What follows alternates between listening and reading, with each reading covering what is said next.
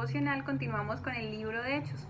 En esta oportunidad continuamos con el capítulo número 22. Y si ustedes recuerdan, el viernes pasado Kate nos hablaba en el capítulo número 21 acerca de ese viaje misionero que Pablo había emprendido a Jerusalén. Pero digamos que el capítulo 21 queda como en continuará y nos dejó un poquito en suspenso porque precisamente al final del capítulo 21 vemos cómo Pablo estaba enseñando en las sinagogas y cómo llega la multitud a tratar de asesinarlo. Entonces precisamente el capítulo 22 lleva por título La defensa de Pablo.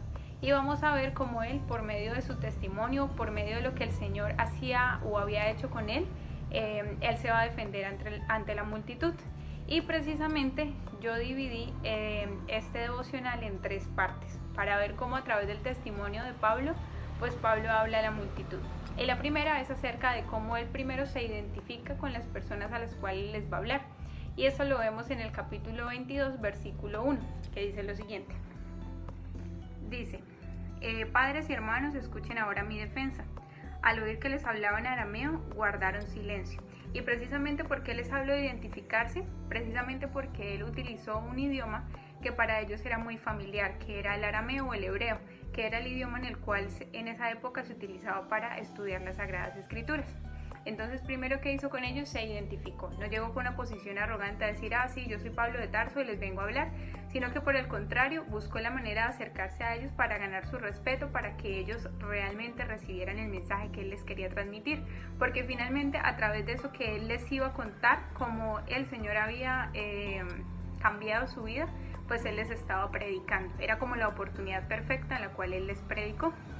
Lo segundo, que está entre los versículos 3 y 7, habla de la procedencia de Pablo. Entonces Pablo empieza a narrarles aquí en el capítulo de los versículos 3 al 7 quién era él, cuál era su procedencia. Él les dice, yo era judío, por quién fue formado. Entonces les dice que fue formado por Gamaliel, que Gamaliel era nada más y nada menos que uno de los eruditos más famosos de la época.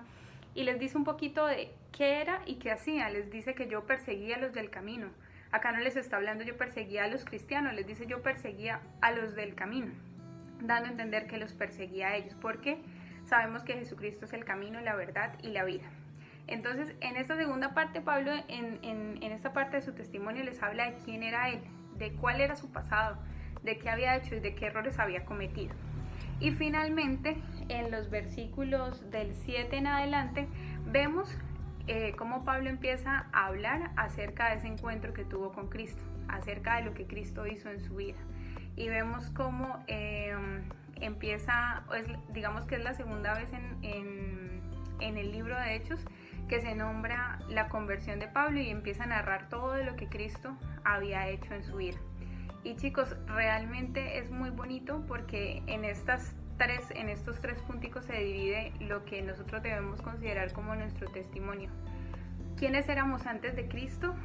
Cómo Cristo cambió nuestras vidas y cómo inevitablemente después de que tuvimos un encuentro cara a cara con Él, nuestra vida fue transformada. Cómo Él nos cambió y cómo nos sigue perfeccionando para que caminemos bajo esa luz admirable que estamos llamados a caminar. Entonces es bonito ver cómo Pablo utilizó estas oportunidades y estos momentos donde se encontraba tal vez en peligro de muerte para predicar el evangelio, para predicar quién era y para predicar lo que Cristo hizo por él y por su vida. Entonces esto era lo que les quería compartir, chicos. Espero que sigan súper conectados a los devocionales y nos vemos entonces en un próximo devocional el día de mañana. Un abrazo.